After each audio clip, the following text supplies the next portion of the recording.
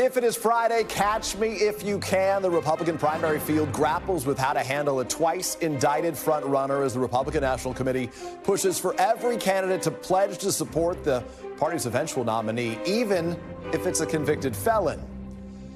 Plus, the Justice Department's multi-year probe of the Minneapolis Police Department in the aftermath of George Floyd's death finds a pattern of unlawful abuse, racial discrimination, and systemic misconduct, all detailed in a scathing new report. And communities across the South dealing with deadly and destructive tornadoes that killed 4, injured dozens more, with more severe weather in the forecast.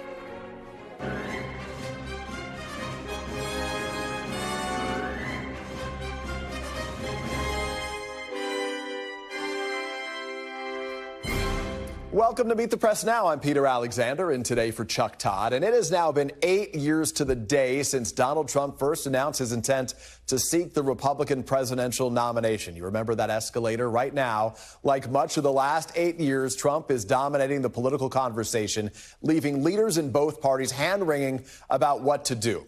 Let's start at the White House, where my NBC colleagues are told that President Biden has delivered the message to aides and to his broader reelection team that they should say nothing about Mr. Trump's legal troubles to avoid any impression of tainting his upcoming trial and the ongoing work of the Justice Department. But Democrats, they want to seize this moment, in part to prevent Mr. Trump from using his megaphone to sort of shape the narrative around a criminal case that could decide the 2024 election. One Democratic aide even calling this malpractice for the party to stay silent. Dan Pfeiffer recognized that name. He's one of former President Obama's top advisors. He said that, quote, silence could end up being a mistake. Democrats, he added, need to go on offense to push back on Trump's messaging before he discredits the investigations and distracts the public.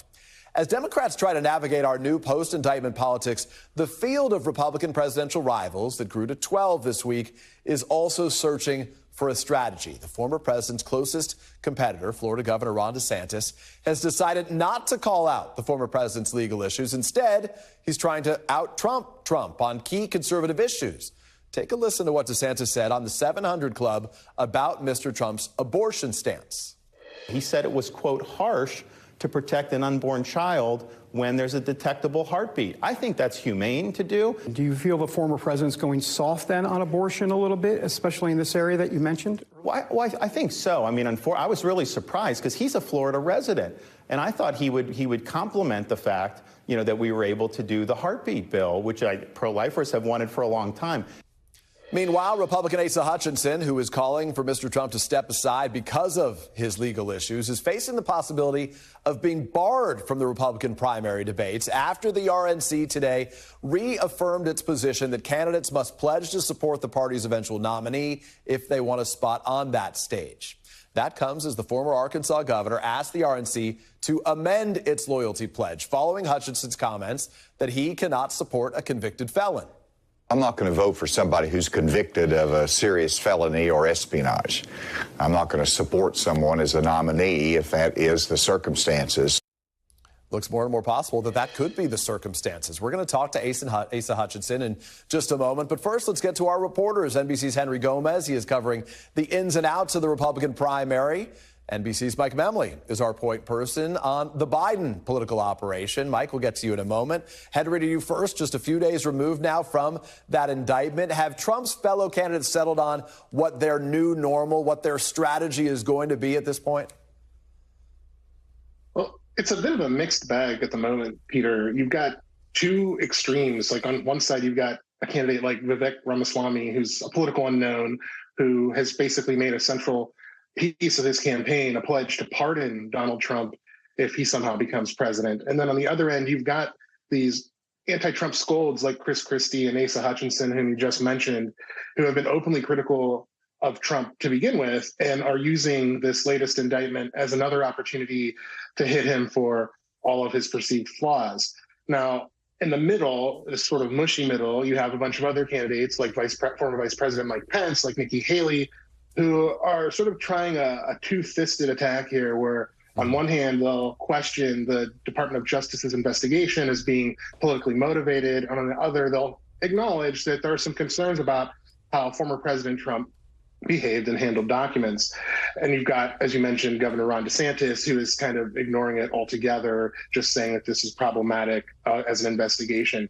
I think what this shows you is that they haven't latched on to a coherent strategy to take this fight to Trump. No one's really sure what the right mix or balance is, because to win the Republican nomination, you have to win over voters who supported Donald Trump. And so if you're going to make the issue of his indictment a central issue in the campaign, you have to do so in a way that doesn't alienate those supporters. It's such a delicate dance these guys are trying to walk, these men and women are trying to walk at this point. I want to talk about the RNC pledge.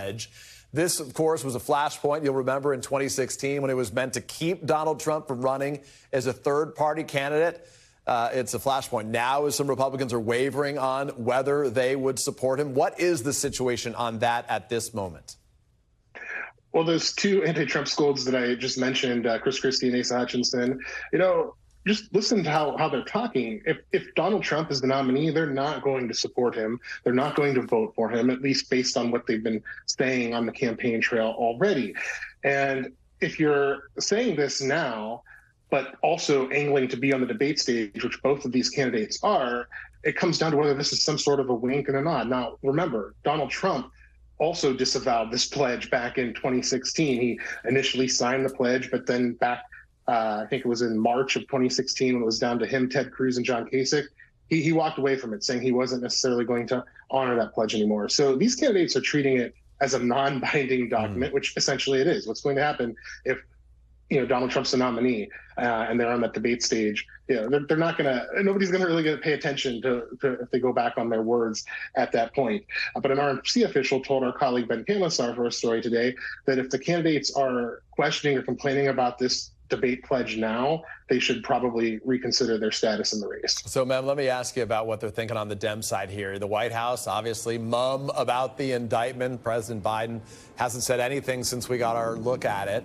Some Democrats are itching to get the party to go on offense, though. What can you tell us about this tension here, the fear that President Trump, former President Trump, could sort of discredit all of this just by being the one who is the one talking right now?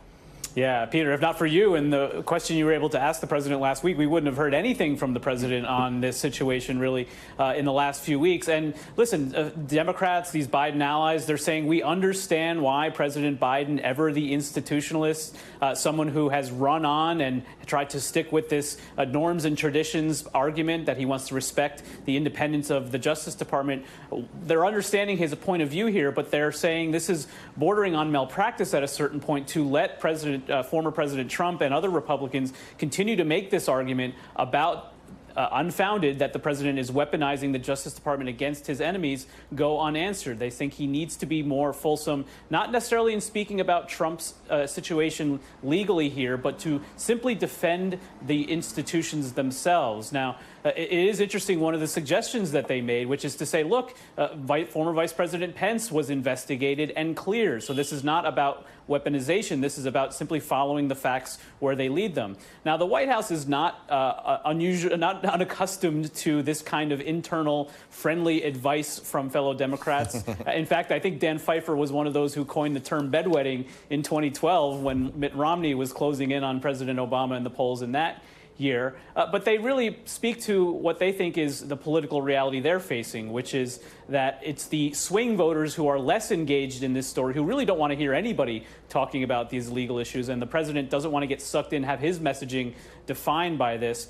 It's also really interesting, Peter, to look at the other ways in which Democrats are running different strategies at this moment. You look at the DCCC, which is trying to re-elect, bring back a Democratic majority in the House, and to do so by winning these battleground districts that were won by President Biden but are now seated by Republican incumbents in those seats. They're running aggressively on tying these Republican lawmakers to President Trump because that's the way they see flipping the House. But the DSCC, which wants to maintain the Senate majority, has a bunch of races in deeply red states like Montana, like West Virginia. They're laying off the situation completely. So it really does speak to the way you don't want to antagonize a base here against you politically, and that's what the president's doing, and that's what these other campaigns are trying to do. All of it as President Biden prepares to enjoy some union endorsements tomorrow as he begins sort of the political campaigning a bit. bit tomorrow in, of course, the great state of Pennsylvania. Mike Numley with the very latest mem. Thank you very much. Henry, thank you as well. Joining me now is one of those candidates we were just talking about, the former Arkansas governor, current Republican presidential candidate, Asa Hutchinson. Governor Hutchinson, thank you for making time to be with us. You told my colleague Vaughn Hilliard that you would do what you need to do to get on the debate stage. You know, the RNC is effectively saying that you have to pledge to support the nominee, even if that person was convicted of a crime. So what are you going to do? Well, as I said, it's important to be on the debate stage. Whenever you look at Republican voters in Iowa and New Hampshire, they want to see the candidates there. It's really the first time that they give an exchange back and forth. They're tested. And so it's important for our candidates to be there. And I believe that it ought to be inclusive. We should not be exclusive in the first couple of debates particularly. So they've set a criteria. I intend to be on that debate. People are telling me it's important. They want to hear my message. And I think it's going to be a great contrast. Now, I disagree with the strategy as to how you're going to disqualify some for being on that debate stage. I've been a Republican all my life. In Arkansas, we've built the Republican Party, and part of it was opposing the Democrats that had a party loyalty oath. And I didn't like it 30 years ago, and I don't like party loyalty oaths. The American people are more independent. They want to hear voices. And obviously, you want it within the framework of the Republican principles and party, but no one should question my Republican credentials as I want to be on that debate stage. So if it's necessary for you to be on the debate stage to say that you would support the nominee, are you open to breaking your word on that promise if necessary, if he ultimately becomes the nominee? You know, I'm troubled by that because your word means something to me, and I don't lightly sign oaths, and so I want to look at the language that they present. But I want to support the nominee of the party, and I intend to, because I believe the nominee of the party is either going to be me or somebody that I can support, and I don't believe it's going to be Donald Trump. So if you can't support... to say that we're going to... I'm sorry to interrupt you, Governor. So if you're not comfortable supporting Donald Trump, if he could be a convicted felon, I know you don't support Joe Biden. Who would you support if it's not you? Well, I mean, I'm not going to get into who else might be an acceptable candidate. I like them all. They're fellow governors, many of them. I've known them. I think they're great conservatives. Obviously, I believe I'm a better choice, and that's what the debate is about. And so I intend to support the Republican nominee. I don't believe it will be Donald Trump. That's why I'm running for president. And we're going to sort this through over the next month and a half to make sure that we're qualified for it. But let's not be restrictive early on. Let's let the debate happen and the American people decide this. These are serious issues that impact not just the Republican Party, but our country and everybody that might be on the ballot in 2024. So let's make sure we have a nominee that can attract independent voters and suburban voters and win in November. And you've got a lot of chaos and uncertainty and criminal indictments and wrong behavior on one side that should cause pause. So just to be clear, the RNC seemingly took a pretty harsh swipe at you directly in a statement. They said candidates who were complaining about this to the press should seriously reconsider their priorities and whether they should even be running. What does it say about a party if the will of its voters is to potentially nominate a candidate facing serious charges on handling classified documents? Could you remain in that party? Well, I think the issue is, do you want loyalty to the Republican principles, or do you want loyalty to a particular person? It's not a Trump party, it's a Republican party. I'm of the, I believe in the party of Ronald Reagan, and that's what I think is important today. It's not a Trump party, even though he has a lot of support out there, and we want to be able to win those voters into the mainstream principles that I'm advocating that takes the country in the right direction. Vivek Ramaswamy is asking every fellow presidential candidate to commit to pardoning Donald Trump. Do you think there are folks in this field who are merely running to be his vice president or to have a spot of power under him? Are you comfortable with that idea? Obviously, you're not comfortable with the idea of pardoning in advance. All the facts haven't been there. But what do you make of that campaign pledge that he desires? Well, it seems that he's running with Donald Trump. I'm running against Donald Trump for the presidency of the United States. And I think there's differences there, and we should not be currying votes or trying to get votes based upon a promise of a pardon. And it's premature. It is wrong to be talking about those kind of pardons during a presidential campaign when their justice system has not even worked yet. Yeah, so naturally, Governor, the follow would be, you said that you can't support a convicted felon if they were the nominee, but could you support a nominee who pledges to pardon a convicted felon? Well, again, I'm not going to get into that. Fine. Because I want to be able to support the nominee of the party. I'm going to work hard to be that nominee.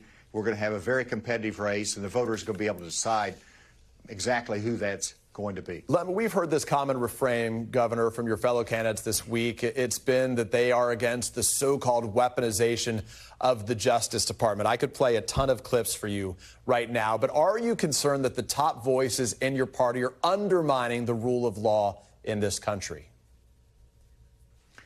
You know, we should follow the facts, and there's been significant facts that's laid out in the criminal grand jury indictment against Donald Trump.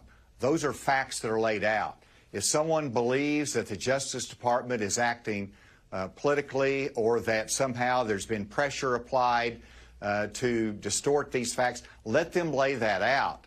But sure, I disagree with some of the decisions of the Department of Justice, but this case stands on its own. Yeah. And if anybody cares about the secrets of our country and our military, this should cause you pause. And let's see how the facts develop during the course of the trial. But I don't buy into the question about the Justice Department falsely making up this case. Yeah, we spent enough time talking about that. Let me ask you about some policy issues. The Iowa Supreme Court deadlocked today, leaving a 20-week abortion ban on the books instead of a 6-week ban passed in 2018. What law do you think is better for Iowa, the first primary caucus state, 20 weeks or 6 weeks? Well, Iowa should make its decision through the legislature. How about and for through their America? How about for America if it landed on your plate? Well, first of all, America's abortion policy is going to be determined by the states right now. Arkansas has a very restrictive abortion policy. Other states do not. Each state is going to determine it through their elected officials and their constitution. If you ask me about the national policy, if we get there and there is a consensus, then I'm going to look at it. And if it has the proper restrictions with reasonable exceptions that are broadly based with the American public, then I would sign that. But that consensus has not been developed yet. And obviously I'm pro-life, and so I would advocate for a restrictive policy on abortion as long as there are exceptions there that the American public accept and can live with. Governor, it's a Pride Month right now. There's a popular movement in the country, specifically in conservative circles, to support boycotts of companies like Bud Light that partnered with a trans influencer, Target that sells Pride merchandise. What is your view of those boycotts? Well, consumers should speak, and I'd much rather consumers speak as to products that they support or like, and they don't disagree with their policies, versus the government coming in and saying, we're going to restrict you or punish you because of what you've said. And so consumers can speak, and that's their freedom, and that's the wonderful place about American free enterprise system. Obviously, I disagree with some of the statements and agendas that's pushed by some corporations, but I also don't believe government should come in and punish them. It's the free market.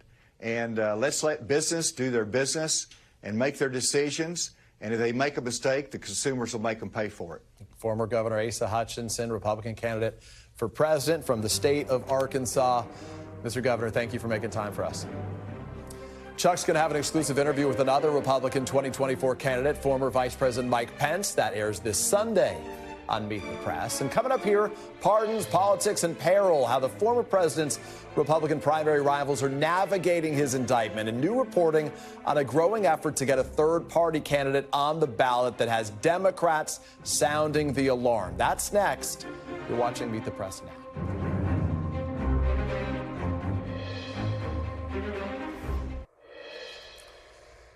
Welcome back. A day after officially entering the Republican race for president, Miami Mayor Francis Suarez told my colleague Jose Diaz-Balart that he would consider pardoning the former president if he were convicted in the Mar-a-Lago classified documents case. Here it is. If I became president of the United States, I think the pardon power, one of the possible reasons for using the pardon power is to heal the country. So, who knows what will happen? He's innocent until proven guilty. He has not been proven guilty. But certainly if I became president, one thing I would look at as president is using the pardon power to heal the country.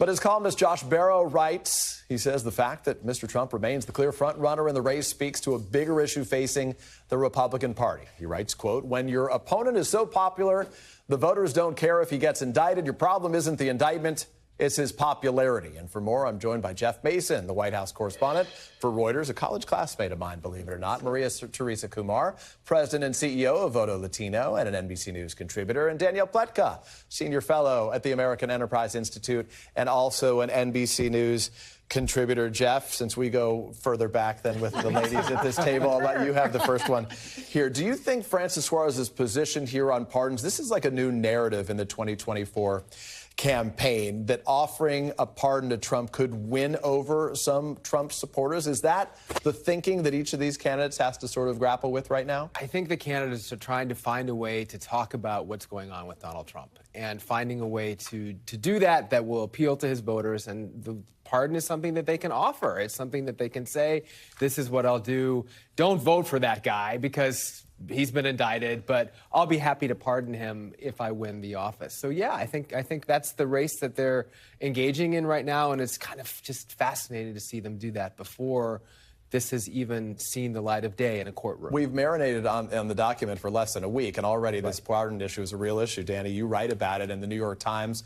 You say that President Biden should pardon Donald Trump, that President Biden should be the one pardoning Donald Trump. But here's what you say specifically. Selective prosecution is not a defense in a court of law, but the court of public opinion is another matter. Millions will see Trump's prosecution as illegitimate and any conviction as unjust. That will further erode public confidence in our judicial system and the principle of equal justice under law. So wouldn't this undermine the sort of system of justice, though, if President Biden were to pardon Donald Trump? Look, Mark Thiessen and I make the argument very clearly that the indictment of former President Trump is a very powerful document and a very persuasive document as well. This is less about the question of the classified documents and more about the cycle and the precedent that it breaks.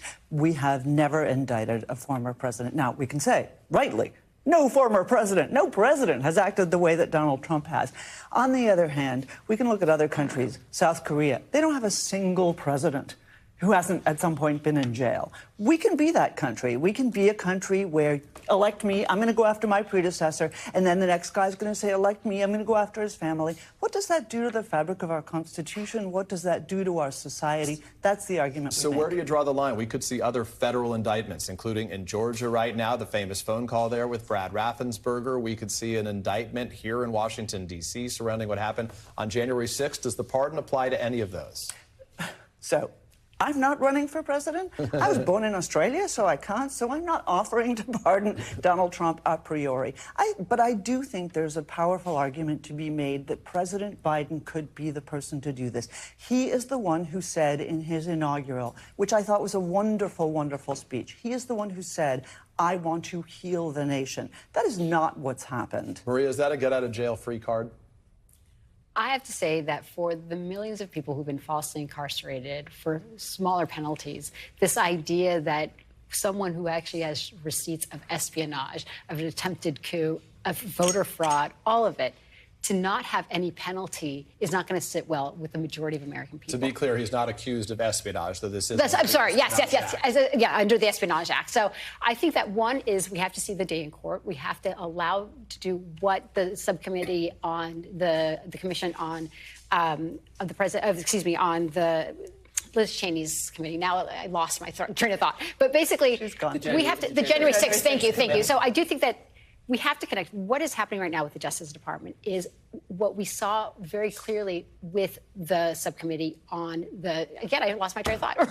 On the January 6th subcommittee. Yeah, thank you. And I think that in order for us to be able to be fair and say, let's listen to the case. Let's listen clearly to the American people. Let's bring it forward. But this idea to demand or to request a sitting president to pardon someone who has clearly been held and indicted on certain crimes is not only preemptive, but it actually doesn't do justice to our judicial system and to Americans' trust in the judicial system. Danny, is the bigger issue here for Republicans Trump's legal challenges or Trump's popularity within the party? Well, that's obviously a huge issue, but I don't think we should forget that all of this is in the context of people's perceptions. Hillary Clinton committed arguably pretty serious violations of the Espionage Act herself. Again, not espionage, and there was documented and confirmed outside interference in her private homebrew server in her backyard, and she wasn't indicted. And the reason for that at the time, the judgment that was made was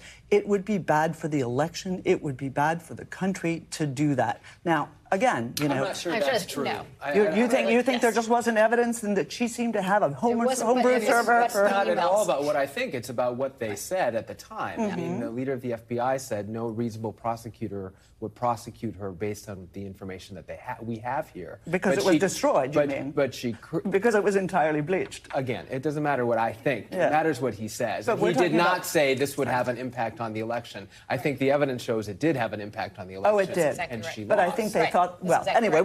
we can go on and on about what we think they thought. Is not prosecuting Hillary Clinton the reason why you should or shouldn't prosecute Donald Trump? That's At some a great point, we have to question. move on. Let me ask you guys, stick with us for a moment. I want to get back to this, but we have some new reporting to share when it comes to the presidential race. The political organization No Labels, a lot of folks have paid close attention to this, tells NBC News that it will end its effort to field a third-party candidate if polls show President Biden way ahead of Trump next spring. NBC's Vaughn Hilliard helped break that story and is joining me now. Vaughn, walk us through it. What led to No Labels' decision? This has caused a lot of concern, the potential for third-party candidate in a series of different places, one of them called 1600 Pennsylvania Avenue.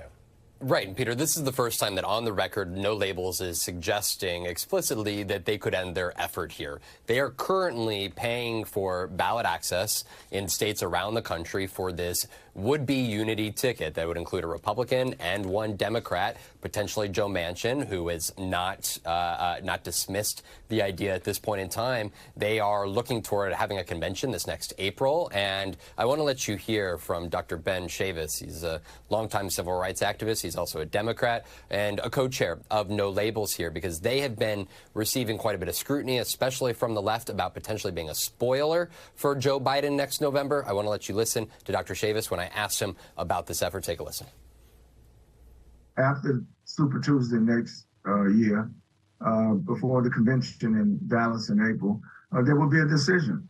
And if we find that the polls have changed and Joe Biden is way, way out ahead, and the person on who the Republicans may choose, and if they continue to choose Donald Trump, even though he's been indicted, then No Labels will stand down, because we're not interested in being a spoiler.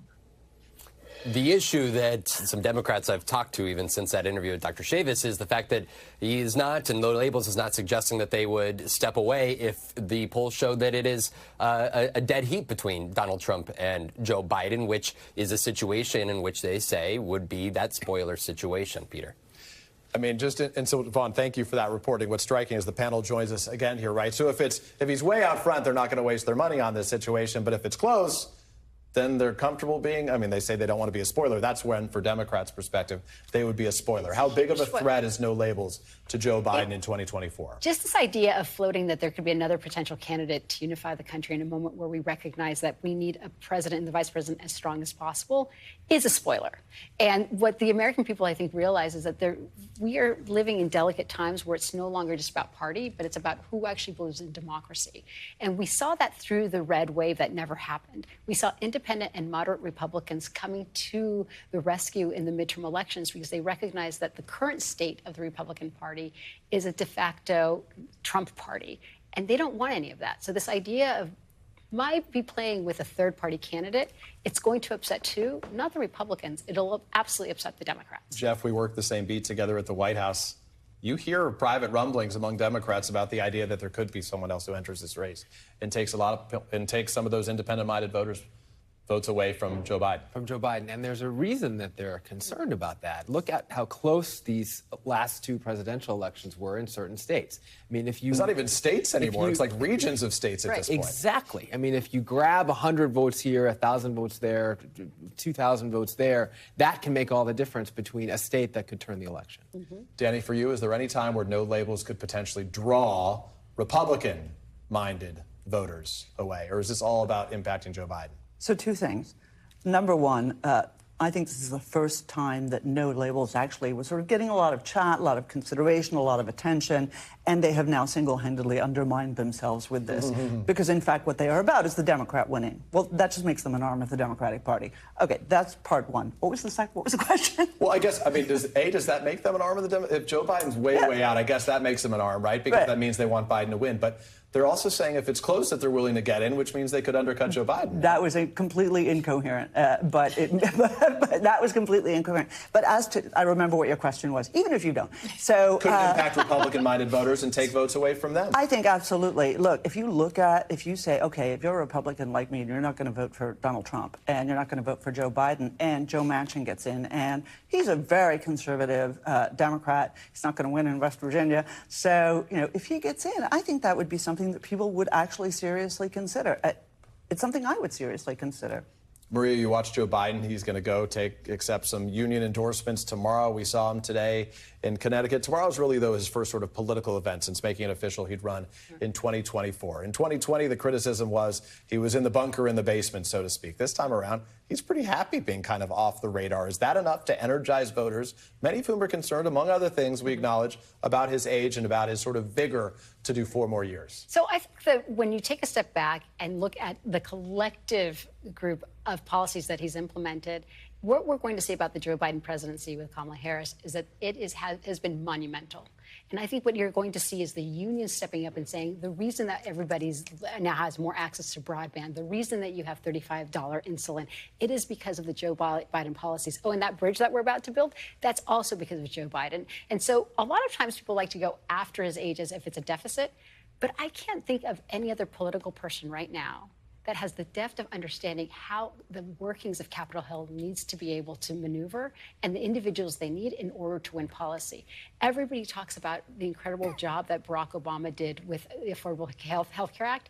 One of his policies, whether we're talking about the IRA, whether we're talking about the American Rescue Plan, it basically overshadows just that ACA. The luxury is we have 17 more months to talk about this. Aren't we lucky? We'll visit this conversation again. Nice to see you, Maria Teresa, Danny, Jeff, always good to have you with us. And up next right here, the latest on the rescue and recovery efforts in Perrytown, Texas. These are the pictures. We are on the ground less than 24 hours after an awful tornado tore through the city. 3 people killed, dozens wounded. It leveled residential and downtown areas. We'll take you there. You're watching Meet the Press now.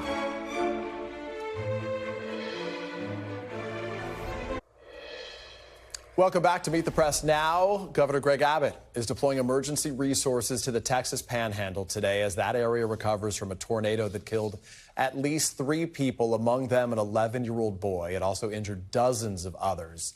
The tornado touched down last evening in Perrytown. It's a town of about 8,500. It's near the Texas-Oklahoma border. And this is the trail of devastation the storm left behind. The town's fire chief says the tornado obliterated a trailer park. It damaged or destroyed as many as 200 homes there. The county's sheriff says a nearby hospital has treated more than 50 patients, including some who were in critical condition and had to be transported to other hospitals. NBC News has obtained this video of the tornado. Look at it as it crossed Highway 83 in Perryton. It virtually destroyed everything in its path. Joining me now from the site in Perryton, Texas, is NBC's Priscilla Thompson. Priscilla, it's just so stunning to see the pictures, the scene behind you there. What do we know at this point about the victims and whether rescue teams have had any success finding anybody else at this point? Yeah, just complete devastation, Peter. And I'll start with the victims because we do now know the names of the 3 people who died. They include 11-year-old Matthew Ramirez, who was in his family's trailer home at the time of this tornado, and also 2 women in their 60s, Cindy Bransgrove, who was at a food bank, and Becky Randall, who was working in her print shop when this happened, and her family describing her as someone with just an amazing laugh who always loved to be there for her family. But we did just get a bit of good news from the sheriff, and that is that search and rescue efforts have ended. They have not found any other victims who are deceased, and they do not expect that death toll to rise any further. We're also getting updated numbers from him about just the sort of scope of the devastation. He estimates now there are around 100 homes that have been destroyed and 8 to 10 businesses that have been destroyed. And one of the things that is so striking about this, because we spoke to one man, Victor Munoz, as he was cleaning up his home, and he said that this tornado hit so quickly they didn't even have time to get in their basement. And I want to play a little bit of what he had to say about that. Take a listen. He looks up and says, "Oh my God, a tornado, like there's no way." I don't believe it until I looked up, I saw the debris spinning around like a block away, and I grabbed him and I took him to the bathroom and I just closed the door, locked it. We got down and I was holding him. He was crying. And Victor told me that they did not ever hear tornado sirens. This is something I asked the sheriff about. And he said that by the time the tornado had hit, they had already lost electricity. And so they had no way of sounding those sirens. They have a community shelter here in the basement of the library, one of those things that is so crucial to saving lives. But no one was even able to get to the shelter because of how quickly this tornado bore down on this community.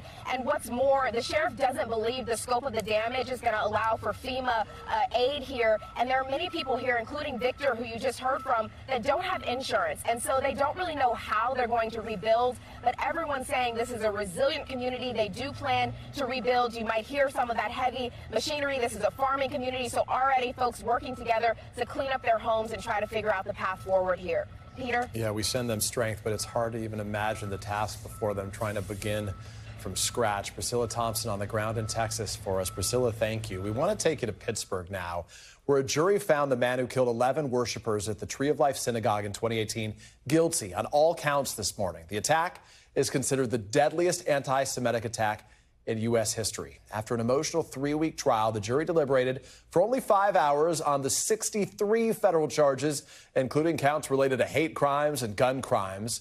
Most notably, Robert Bowers was found guilty on 11 counts of obstructing the exercise of religious beliefs, a capital offense that can be punishable by death.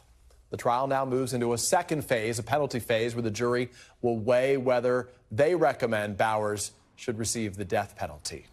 We want to get to George Solis. He is on the ground in Pittsburgh right now with the very latest on that. George, I was there, I remember, just days after that awful tragedy, and the community was just sort of stunned by this. But unfortunately, anti-Semitic attacks have been on the rise, and Jewish communities in the country have had to deal with so much hate these days, but nothing like this. Take us through the scene in the courtroom today as the verdict came in.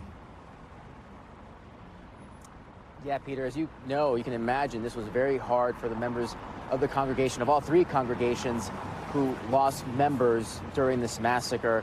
Courtroom was silent as the verdict was read. You could hear a pin drop, and you had the accused shooter, Robert Bowers, sitting there flipping through documents as each one of these counts was read, all 63 of these charges against him.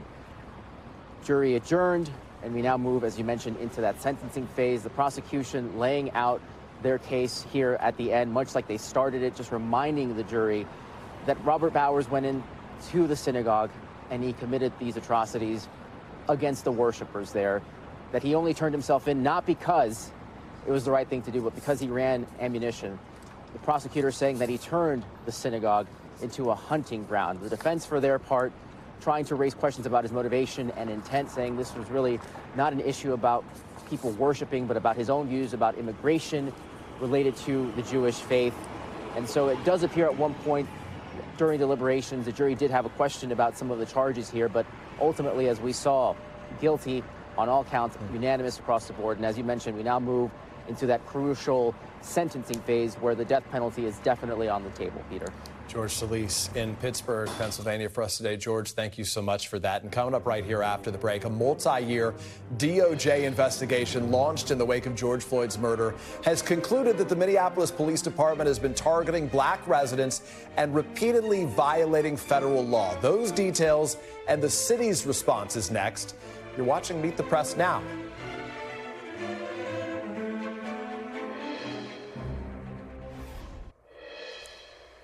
Welcome back. More than 3 years after the murder of George Floyd by a Minneapolis police officer, the Department of Justice today announced that the city of Minneapolis and its police department had engaged in a pattern of excessive force and racial discrimination that violated citizens' civil rights. The findings are the result of a multi-year investigation into that department's practices. Attorney General Merrick Garland spoke on the findings today in Minneapolis. We found that MPD and the city of Minneapolis engages in a pattern or practice of using excessive force, unlawfully discriminating against black and Native American people in enforcement activities. The data showed, for example, that MPD stopped black and Native American people nearly 6 times more often than white people in situations that did not result in arrest or citation, given their shares of the population. We are joined by NBC News correspondent Shaquille Brewster and Ryan Riley. Ryan, first, let's get to some of the DOJ headlines here. We just heard from the Attorney General detailing the pattern of discrimination against black and Native American communities there. Let's be clear, it's not unique to that community, but that's where the focus was today. What were the big takeaways in terms of the findings from the DOJ? You know, sadly, it's a pattern that we've seen in a lot of these investigations in other cities as well, where, you know, patterns of racial discrimination as well as really deep issues within the systems of holding people accountable. Some of those systems just aren't working, and the systems, when people complain, those complaints aren't taken seriously and dismissed. There's a number of interesting anecdotes that were brought out, especially with regards to racism, specific, really troubling incidents that even, you know, the mayor and police officials acknowledged. And, you know, more broadly, this is about not individual incidents, but these broader patterns. And it's something that came out of the death of Rodney King when we first started seeing these investigations and when the federal government got this power to investigate more broadly some of these patterns of discrimination. So this is something that we saw in Ferguson, in Baltimore, and a number of different cities. And it faded away during the Trump administration, but now it's really been coming back since Biden took back over, when they've taken these investigations seriously once again. Shaq, you spent a ton of time in the Minneapolis community in the wake of George Floyd's death. What does this day mean to that community? It's validation for many people there. I mean, that's kind of the messaging that you're getting from folks in Minneapolis. Almost I told you so. This is not surprising to me. You know, covering the Chauvin trial, one thing that we heard even after the verdict was there was a concern that people were going to view that verdict as, look, this is one officer who didn't follow policy, who did something wrong, rather than it's an entire system. It's an entire department that has real problems here. And this report just adds to what we saw from a 2-year-long state investigation last year that was released that had similar instances that went through 700 hours of body camera video. So it's another sweeping condemnation of the culture of the Minneapolis Police Department, and one that you have the mayor, the new police chief, the new city attorney, all saying they're looking at changing and that they find a priority to fixing. So on the topic of change, you heard from the city and the DOJ that they agreed to this, what is it specifically, a consent decree for police reform. So what specifically does that look like? What does That's that right. mean? You know, we've seen this in a number of cities before where basically they're trying to cooperate, they're trying to get together, get everyone on the same page and get these reforms, because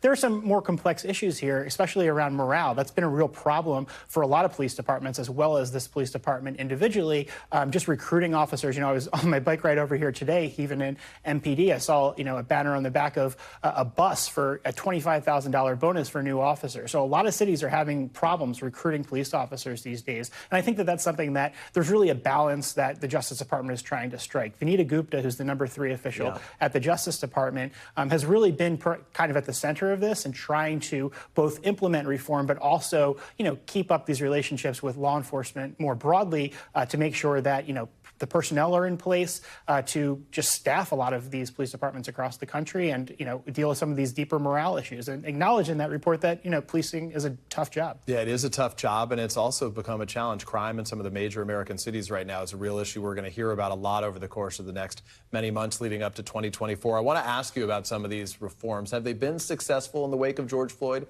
anywhere else? Is there a new model that we can sort of look at and say, hey, that's starting to work?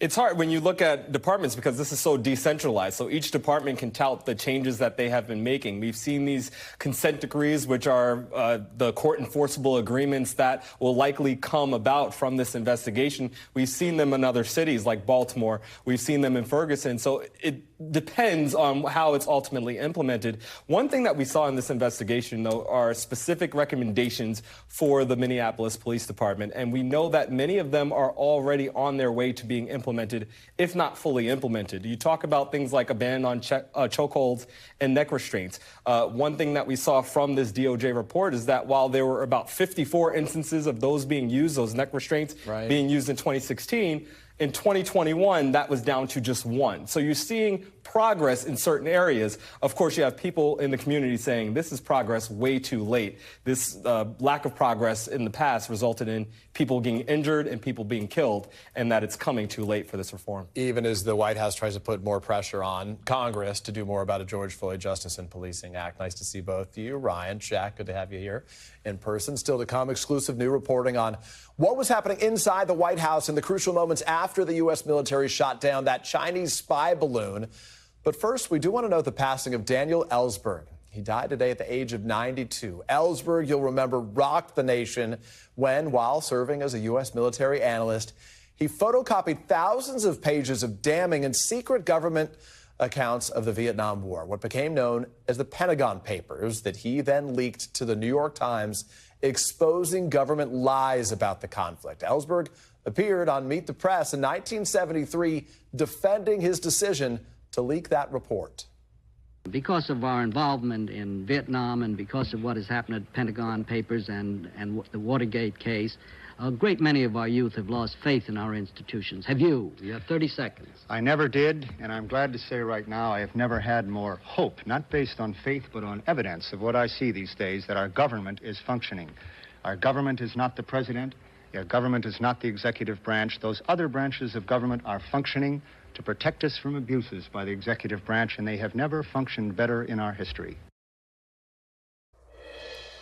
Welcome back. As Secretary of State Antony Blinken heads to Beijing this weekend for high-stakes diplomatic talks, NBC News has exclusive new reporting that President Biden wanted to speak with China's President Xi after the U.S. shot down a Chinese surveillance balloon back in February, but was talked out of it by his top national security advisors. Secretary Blinken's upcoming trip had to be rescheduled in the wake of that spy balloon incident. And earlier today, Blinken told reporters that the goal of the trip was to establish sustained, regular lines of communications at senior levels of government. Joined now by NBC News national security reporter Dan Deleuze. Dan, good to see you. The president wanted to talk to President Xi after the U.S. shot down that surveillance balloon. So walk us through exactly why this did not go ahead.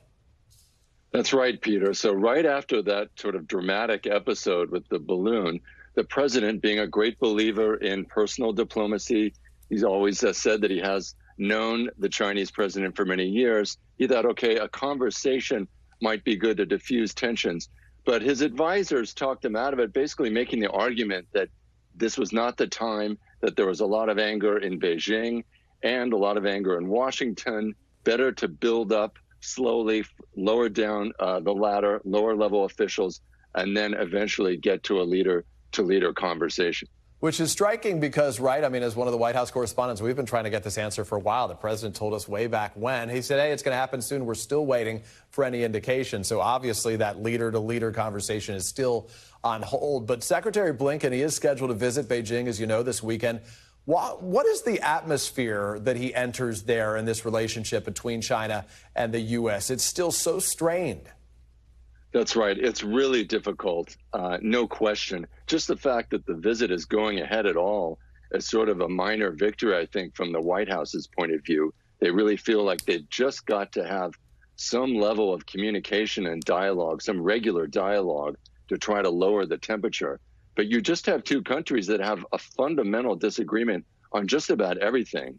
And of course, from the Chinese point of view, they accuse the U.S. of trying to hold it back, trying to prevent its rise as an economic and military power. They say they're encircled in the Pacific. And of course, we had two near collisions recently in the air and at sea in the Western Pacific with a Chinese jet flying unsafely close to a U.S. aircraft. So it is a very fraught atmosphere. Dan DeLuce for the very latest for us. Dan, nice to see you. We appreciate you joining us as well this hour.